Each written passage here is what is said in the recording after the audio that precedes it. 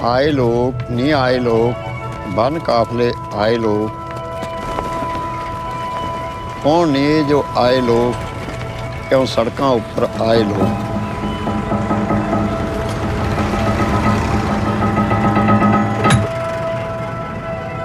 क्या ये पाकिस्तान से आए हैं, क्या ये चीन से आए हैं, या इन्हें किसी और ने पैसा देकर यहां भेजा है? ये कहां के नागरिक हैं?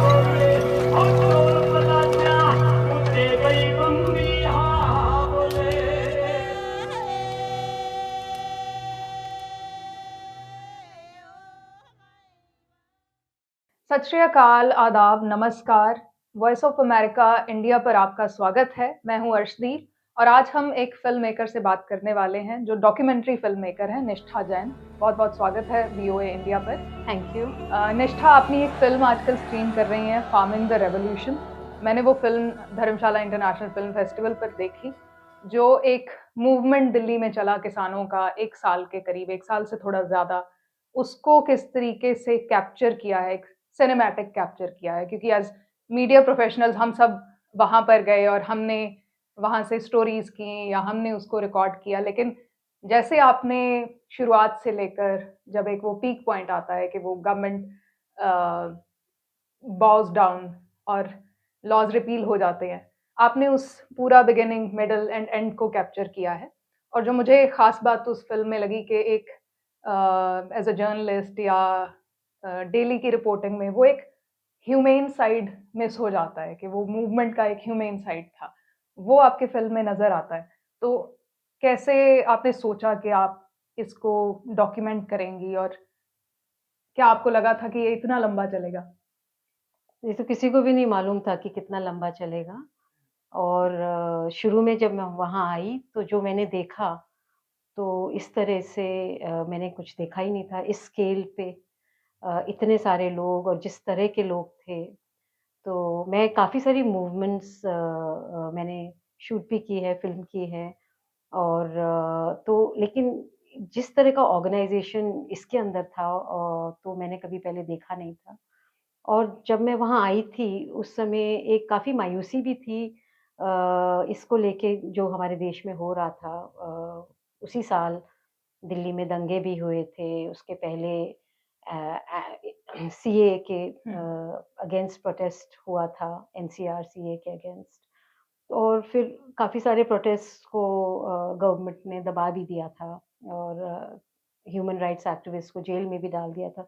तो ये सब मूड था, और जब हम यहाँ आए तो एक लगा कि here is an zone of possibility, new possibility, and I saw that and I decided to stay.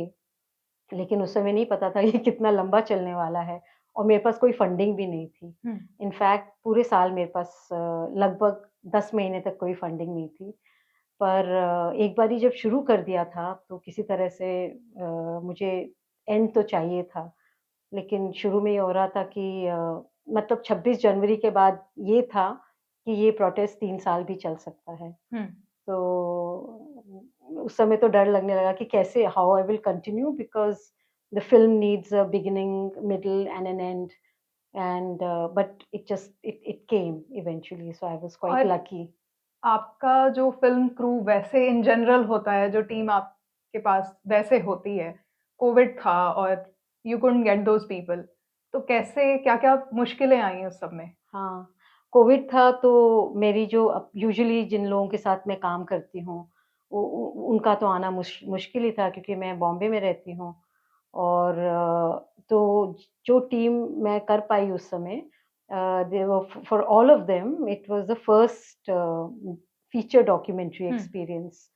तो किसी को भी एक्सपीरियंस नहीं था कि कितना लंबा ये हो सकता है और कैसे इसको शूट करना है। तो but of course this is my 10th film. तो मुझे पता, मतलब थोड़ा बहुत एक्सपीरियंस रहा है मुझे, तो उस हिसाब से I was also guiding our team. और एक डॉक्यूमेंट्री और जर्नलिज्म में ये फ़र्क होता है कि we have to think of the narrative arc, और ज़्यादातर कैरेक्टर्स भी होना ज़रूरी होते हैं, तो ये काम मैंने जल्दी ही शुरू कर दिया था। तो the film is farming the revolution, Punjabi में इनकलाब दी खेती, और पंजाब में आप स्क्रीन भी कर रही हैं, स्क्रीनिंग्स भी की हैं। ये पोस्टर किसने डिजाइन किया? This is very intriguing. ये अनिर्बान घोष हैं, इनके साथ मैंने एक और फ़िल्म का भी पोस्टर बनाया था और मुझे बड़ा अच्छा लगा था इनके साथ काम करके। तो ये मेरा आइडिया था, कुछ कलर्स को लेके भी येलो एक मेरा ब्रीफ था, और and we were looking at miniature paintings somehow, and काफ़ी सारे आइडियाज़ के थ्रू फिर ये वाला आइडिया आया। मुझे बहुत अच्छा लगा उन्होंने जिस तरह से इसको, और ये hand painted, hand drawn, hand painted है। तेरा माल लुटेरिया ने सारा लुट लिया भोलिया जट्टा।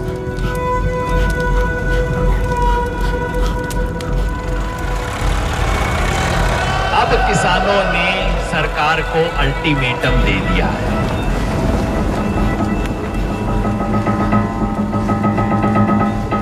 कि तुम हमारे साथ ये मीटिंग वाला खेल जो है बंद करो।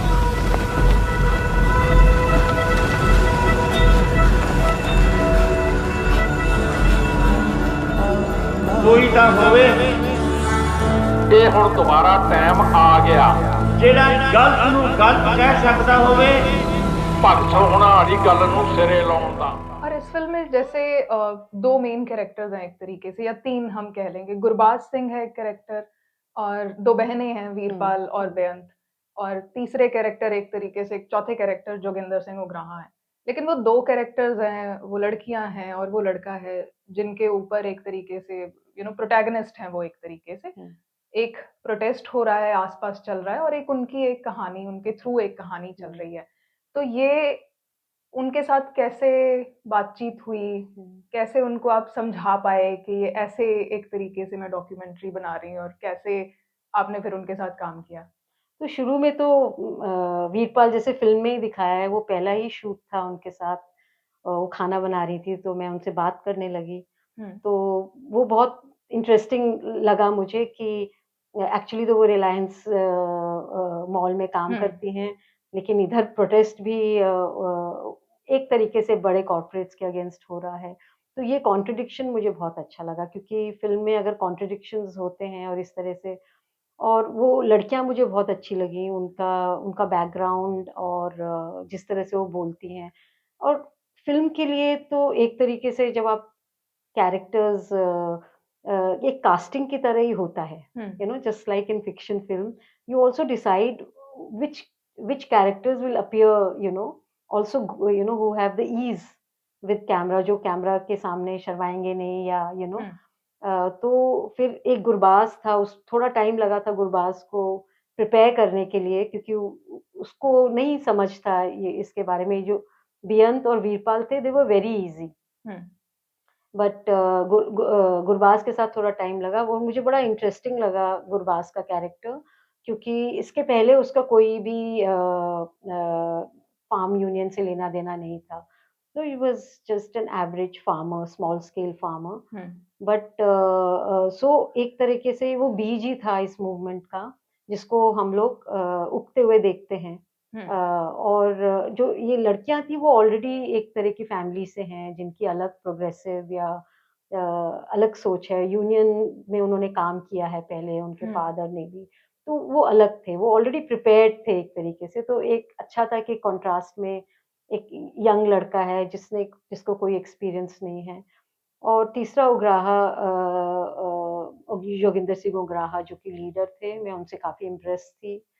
तो वो एक कैरेक्टर तो नहीं बन पाए, लेकिन उनका नैरेशन वो पूरी फ़िल्म को बाँधते हैं, जो वो जिस तरह से लोगों को गाइड कर रहे हैं, जिस तरह से वो हिस्ट्री और प्रेज़ेंट को कनेक्ट कर रहे हैं, तो he becomes the thread in the whole film.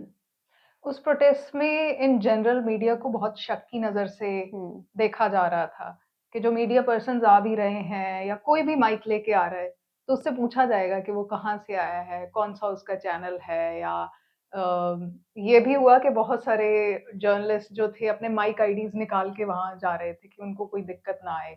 तो उस तरीके का जब एटमॉस्फेयर था, और वहाँ आप जा रहे हो कैमरा लेके, और वहाँ पे आप उनका एक पर्सनल स्पेस भी है जहाँ पर आपने शूट किया, तो क्या मुश्किलें आई आपको? शुरू में तो बहुत मुश्किलें आई, क्योंकि हम लोग भी पहले सिंगू गए, और जब एक दिन जैसे रात हो गई, रात क्या मतलब 6-7 बज गया, लेकिन ठंडियों का समय था तो डार्क हो गया था। हम लोग फिर तब भी शूट कर रहे थे। तो लोगों ने आके पूछा आप कौन हैं? क्या है? और क्यों अभी इस समय क्यों हैं? अब तो मंच वगैरह बंद हो गया, अब आपको क्या चाहिए? तो मेरे पास तो प्रेस कार्ड भी नहीं है दिखाने के लिए, और मैं डॉक्यूमेंट्री फ़िल्म मेकर हूँ। वो लोग क्या समझते हैं मैं कौन हूँ, क्या है? तो इस तरह से हम लोग का एक्सपीरियंस ठीक नहीं था। तो not having a press card was very difficult. And पर जब हम लोग यहाँ आए, बहादुरगढ़ आए, जहाँ पे जोगिंदर सिंह उमराह का यूनियन के लोग ज़्यादा थे, तो वहाँ ऑलरेडी मुझे रणदीप मधोके जो वहाँ पे फ़िल्म बना रहे थे ऑलरेडी, तो उन्होंने मेरा इंट्रोडक्शन कराया था वहाँ की फार्म यूनियन लीडरशिप से। तो फिर एक उस तरह से हमको एक एंट्री मिल गई थी वहाँ पे। फिर भी टाइम लगा लोगों का ट्रस्ट मिलने में। तो वो तो वैसे भी किसी भी चीज़ में टाइम लगता है। और लेकिन शुरू-शुरू में जब हम लोग शाम को वहाँ शूट कर रहे होते थे, तो लोग पूछते थे, "अभी क्या कर रहे हैं आप? क्या दिखाना चाहते हैं? अभी क्यों नहीं? अब आप घर जाओ।" तो ये समझाना मुश्किल था कि मैं जिस तरह की फ़िल्म बना रही हूँ, एक ऑब्ज़र्वेशनल फ़िल्म, उसके लिए मुझे सुबह, रात कई टाइम पे होना पड़ता है, दिखाने के लिए कि आप लोग यहाँ पे कैसे हैं। सिर्फ़ मंच दिखाने वाली बात नहीं है, आपका जो एवरीडे लाइफ़ है, वो भी दिखाना है मुझे। तो पर वो लोग इंसिस्ट करते थे कि आप हमसे कोई सवाल पूछिए, तो हम सवाल पूछते थे, तो उन हमारे सवालों से वो हमारा जायज़ा लेते थे कि ये लोग क्या पूछ रहे हैं, क्या जानना चाहते हैं, कहीं ये मेनस्ट्रीम मीडिया वाले तो नहीं हैं। क्योंकि हमारे पास प्रेस कार्ड भी नहीं था, और लेकिन हैं कौन ये लोग? ये क्यों यहाँ आए हैं?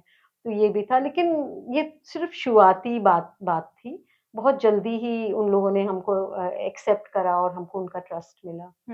135 दिन के करीब आपने शूट किया आपकी टीम ने, और तकरीबन 400-500 घंटे का फुटेज है आपके पास, और उसमें से 1 घंटा 45 मिनट की ये फ़िल्म बनी है। तो इसको कैसे सॉर्ट किया इतना फुटेज को, जिसमें से एक there is a very beautiful narrative film? Right. बहुत ही मुश्किल था। पहले बात तो मैं पंजाबी बोलती नहीं हूँ और कुछ समझती हूँ पंजाबी, लेकिन मेरे को भी ट्रांसलेशंस चाहिए थे। तो इतनी सारे घंटों की फुटेज को पहले सिलेक्ट करना और फिर उसको ट्रांसलेट कराना, सबटाइटल कराना, यही बहुत बहुत बड़ा काम था। तो इसीलिए एडिटिंग के प्रोसेस में 2 साल लग गया। और I was obviously working with N experienced editor, और मैं खुद भी एडिटर रही हूँ काफ़ी सालों तक। तो अगर एडिटिंग का एक्सपीरियंस नहीं होता, स्पेशली नैरेटिव डॉक्यूमेंट्रीज़ टेबल पे ही बनती हैं, एडिट मतलब लिखी जाती हैं एडिटिंग टेबल पर ही। तो अगर वो एक्सपीरियंस नहीं है तो इतना सारा फुटेज के साथ काम करना बहुत ही मुश्किल हो सकता है, सालों लग सकते हैं। तो I think combined experience of having done documentaries before, और जब मैं शूट कर रही थी तो मेरे को ऑलरेडी बहुत जल्दी आइडिया हो गया था, मतलब मार्च में ही हम लोगों ने फंडिंग के एप्लीकेशन लिखना शुरू किए थे, मिली नहीं थी फंडिंग, तो उसी समय मुझे टाइटल भी आ गया था, इनकलाब दी खेती। तो मुझे उस टाइटल से, वो टाइटल आया था आइडिया से कि मैं क्या दिखाना चाहती हूँ इसके थ्रू। तो मुझे लग रहा था कि जो फार्मर्स का जिस तरह से जो फार्मर है वो अपनी फसल उगाता है, और जिस तरह से उसको रेज़िलिएंट होना पड़ता है उसमें, है ना? क्योंकि फसल को कुछ भी हो सकता है, खराब भी हो सकती है, बारिश भी आ सकती है, बिन मौसम बरसात, या सब कुछ खत्म हो सकता है, लेकिन फिर भी वो दोबारा उगाता है, और एक उसके अंदर ट्रस्ट होता है एक प्रोसेस में कि एंड में हार्वेस्ट मिलेगा। तो उसी तरीके से ये किसान लोग इस मूवमेंट को मतलब फार्म कर रहे थे, तो ये मेरा आइडिया था कि इसकी खेती कर रहे थे एक तरीके से। यही चीज़ एक नज़र आती है इस फ़िल्म में। ऑब्वियसली आपको फंडिंग में इसलिए भी प्रॉब्लम आई कि देयर वाज़ नो मिडल और an end when you started shooting, कि ये कहाँ जाएगा। जैसे जो वो प्रोटेस्ट था, जैसे आपने मेन स्ट्रीम मीडिया का ऑडियो भी यूज़ किया है उसमें कि किस तरीके से उसका पोर्ट्रेयल था या किस तरीके से उसके बारे में बात की जा रही थी या उन लोगों के बारे में बात की जा रही थी। तो जो एक बात ज़्यादातर निकल कर आ रही थी कि ये इन लोगों को नहीं समझ है कि फार्म लॉज़ हैं क्या? इन लोगों ने नहीं पढ़े या इनको तो इतनी समझ ही नहीं है। जब आप ये बात कर रही हैं कि वहाँ पर वो किताबें पढ़ रहे थे, आपने क्या देखा? नहीं थी उनको समझ? मैंने तो इतना हुँ। इन्फॉर्म्ड ग्रुप, जिन लोगों को सब कुछ पता था, हुँ, इतना मैंने इन्फॉर्म्ड ग्रुप कभी मुझे मिला नहीं लाइफ में, फ्रैंकली।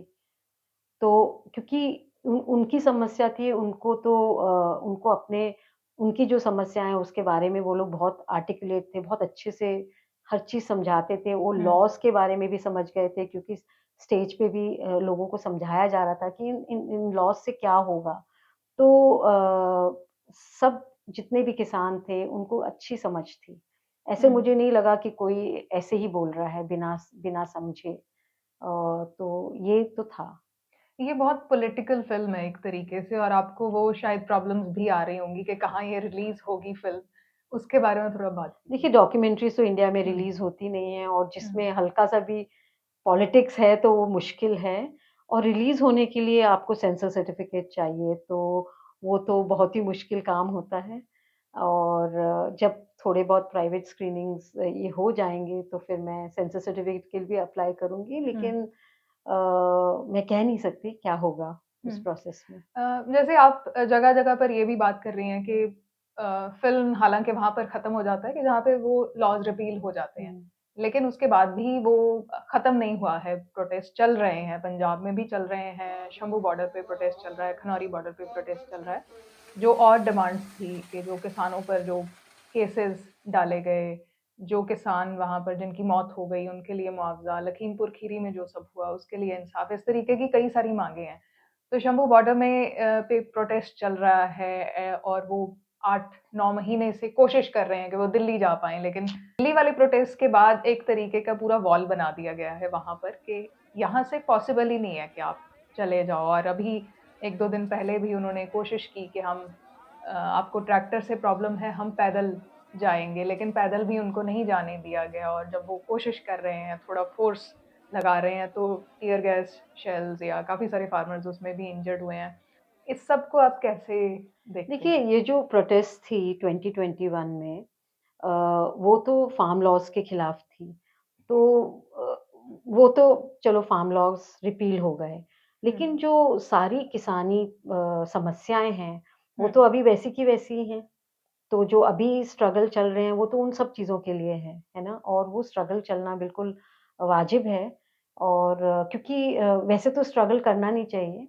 हुँ, ये तो गवर्नमेंट को खुद ही, जब इतने ज़्यादा फार्मर सुसाइड हैं, इतनी ज़्यादा प्रॉब्लम है, तो जो किसान लोग माँग रहे हैं, वो उनको देना ही चाहिए। तो ये तो अजीब-सी बात है कि हमारे देश में हर चीज़ के लिए स्ट्रगल करना हुँ, पड़ता है। उन्हीं सरकारों से जो हम लोग इलेक्ट करते हैं, तो उनके साथ एक हमेशा ये लड़ाई रहती है, तो बहुत अजीब बात है और बहुत दुखद बात है। हुँ, तो लेकिन हाँ, अब है, ये तो है ही, तो कर रहे हैं किसान भाई, बहुत सही है। और ये ज़रूर है कि जब एक बारी जीत गए किसान उस समय फार्म लॉस के, तो अब तो बिल्कुल ही बहुत मुश्किल हो गया हुँ। उनको दिल्ली आना। और तो जैसे जो प्रोटेस्ट आम तौर पर हम देखते हैं, प्रोटेस्ट गुस्से से भी निकलता है, प्रोटेस्ट अपनी फ्रस्ट्रेशन से भी निकलता है, लेकिन उस प्रोटेस्ट को इस तरीके से देखा गया या अभी भी कि जैसे अगर ये खुश हैं वहाँ पे या इनको खाना अच्छा मिल रहा है, वहाँ पर पिज़्ज़ा मिल रहा था कहीं से, डोनेट कर रहे थे लोग, तो ये प्रोटेस्ट थोड़ी है हुँ, या ये तो मज़े कर रहे हैं वहाँ पर। I remember Pablo Neruda's interview once, मतलब मुझे एसेंस याद है उसका, जहाँ पर वो कहते हैं कि the regime wants you to suffer कि हुँ, आप हुँ, रोएँ, हुँ, लेकिन आप डांस करें, आप उस हुँ, तरीके से प्रोटेस्ट करें। तो ये एक आपको लगा कि उस तरीके का एक बिल्कुल, प्रोटेस्ट था? बिल्कुल, I mean I feel the roti was a weapon, hmm, and the यही ये बात कि वो अपने आप अपना खाना बना सकते हैं और सिर्फ अपने लोगों को ही नहीं खिला रहे हैं, लेकिन वहाँ पे जो गरीब लोग थे वो लोग भी आके फार्मर्स के साथ खाते थे और कभी-कभी पुलिस जो थी वो भी उनको भी खिलाते थे। तो एक जो फार्मर है इंडिया का वो इंडिपेंडेंट है, वो ही पैदा करता है ना खाने की पदार्थ। तो ये उनका वेपन है in a way, and it's a peaceful weapon that we are able to feed, we are able to feed ourselves and we can feed you also. तो ये था। और इसके अगेंस्ट अब जैसे स्टूडेंट्स या कोई और भी ग्रुप है, वो तो नहीं 13 महीने बैठ सकते सड़क पर। उनको उनको कौन खिलाएगा? उनका क्या होगा? तो ये बात है। तो these are self sufficient people और बहुत रिसोर्सफुल भी हैं। इन लोगों को कहीं पे भी आप मतलब ठंडी हो, गर्मी हो, उसमें वो अपना इंतज़ाम कर लेंगे। ये एक ट्रैक्टर है, एक ट्रेलर है और एक किसान है, वो हार्डी है, वो उसको उसको आता है, बहुत सारी चीज़ें आती हैं, जो कि शहर वाले लोगों को नहीं आती। वो हम लोग वहाँ जाते तो एक अगर हमें रात में ठहरना पड़ता था तो मुश्किल होता था, टॉयलेट भी नहीं था। तो हम जैसे लोग जो ज़्यादातर कम्फर्ट से यूज्ड टू हैं, वो हम लोग के लिए बहुत मुश्किल है ये इस तरह का करना। तो ये जो प्रोटेस्ट है वो ही कर सकते थे। और पर अब तो सरकार उनकी और भी मतलब ताकत टेस्ट कर रही है, which is not good I feel. और सिर्फ ये नहीं कि ये लोग बाहर के लोग हैं, मतलब उनकी आइडेंटिटी को भी क्वेश्चन कर रहे हैं कि ये लोग इंडियंस हैं या नहीं, ये कहाँ से आए हैं, किसने भेजा है, किसने इनको पैसा दिया है। हर हर तरीके के सवाल किसानों के बारे में पूछे गए और वो बहुत लोगों को हर्ट भी किए। मतलब अब जैसे पंजाब है, जब इंडिया के पास इतना अनाज नहीं था पूरे देश को खिलाने के लिए, तो पंजाब में ही ग्रीन रेवोल्यूशन आया है। काफ़ी सफ़र किया है पंजाब ने। तो ये चीज़ इस पॉइंट पे सब लोग भूल गए क्या कि इतना कुछ पंजाब ने हमको दिया, पंजाब ने, हरियाणा ने या किसानों ने हमें दिया है। सिर्फ पंजाब, हरियाणा की ही बात नहीं है। जैसे आपने आइडेंटिटी की बात की, तो आमतौर पर हम एज़ अ जर्नलिस्ट जाते हैं तो हम पूछते हैं आपका नाम बताइए, तो वो अपना नाम, अपने गाँव का नाम, अपने यूनियन का नाम बताते हैं। मुझे लगता है कि अगर वो किसान नहीं है या वो कहीं बाहर से आए हुए लोग हैं, तो क्यों नाम बताएँगे? मैं ये सोचती हूँ। हाँ, ये तो मतलब जो मेनस्ट्रीम मीडिया है जिसको हम लोग लैपडॉग मीडिया भी बोलते हैं, गोदी मीडिया भी बोलते हैं, तो वो तो कुछ भी बोल देते हैं ना, उसमें कोई तथ्य तो नहीं है। तो बस क्योंकि उनको लोग सुन रहे हैं। और इस बात में मैं ये भी कहूँगी कि इस जो हमारी फ़िल्में हैं या जो जो डॉक्यूमेंट्री है, तो वो एक दूसरी कहानी भी बता रही है जो कि मीडिया नहीं बता रहा है। हुँ। औरतों के लिए आपने उस 1 साल में क्या कुछ बदलते हुए देखा? कि बहुत सारी औरतें वैसी थी जो कहीं कभी उन्होंने शायद सोचा नहीं था कि वो दिल्ली जाएँगी। और मैंने कुछ औरतों से बात की, उनको इंटरव्यू किया, तो वो बता रही थी कि वो एक जत्था जो पहले गया हुआ है, उनको पता चल गया कि यहाँ हम ठहरे हुए हैं, यहाँ से मेट्रो जाना है, और वो जो नया जत्था आ रहा है, उन औरतों को फिर वो मेट्रो से बांग्ला साहिब गुरुद्वारा या दिल्ली का एक चक्कर लगा के वो आ रहे हैं। उनके लिए आपने क्या चीज़ें बदलते हुए देखी? मुझे मतलब ये जो स्पेशली ये वाली जो यूनियन है बीकेयू उग्राहा, एकता उग्राहा, तो उसमें तो बहुत ज़्यादा औरतों का वैसे वैसे भी शामिल हैं। तो दिल्ली के पहले भी जो उन लोगों की प्रोटेस्ट वगैरह जो भी रहे हैं, उनका स्ट्रगल पिछले 20 सालों से ही है। उसमें धीरे-धीरे उन लोगों ने औरतों को इन्वॉल्व करने की कोशिश की है। जैसे फ़िल्म में ही हरिंदर बिंदु बताती हैं कि किस तरह से स्पेशली हरिंदर बिंदु का ये काम रहा है कि औरतों को मोबिलाइज़ करना। और औरतों को किसान नहीं माना जाता, लेकिन वो है तो वो किसानी घर से, तो औरत भी किसान ही है, चाहे वो खेत में उस तरह से जुट के काम करे या नहीं, लेकिन वो किसान है। और तो इस तरह से एक उनकी आइडेंटिटी की वो भी किसान है। और ये कि अगर पूरा परिवार मिलकर प्रोटेस्ट करेगा तो फिर एक और तरह की एक लहर बनती है और स्ट्रांग बनते, नहीं तो आदमियों को अटैक भी कर सकती है गवर्नमेंट बहुत इजीली। जहाँ औरतें हैं, जहाँ बच्चे हैं, तो उससे स्ट्रेंथ बढ़ता है और उनके the chances of being attacked are much laser.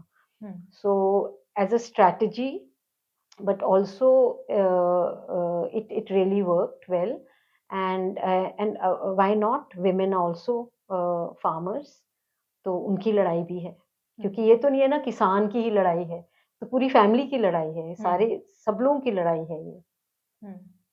चलिए, बहुत बहुत शुक्रिया निष्ठा बात करने के लिए VOA इंडिया से। Best of luck for your film. Thank you so much. कोई ना होवे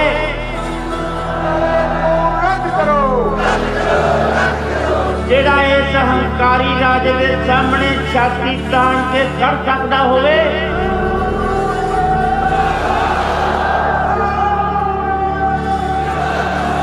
तुसी तां उस मिट्टी दे बने होए हो ਜਿਹੜੀ ਮਿੱਟੀ ਕਦੇ ਕਿਸੇ ਦੇ ਸਾਹਮਣੇ ਬਈ ਝੁਕੀ ਨਹੀਂ।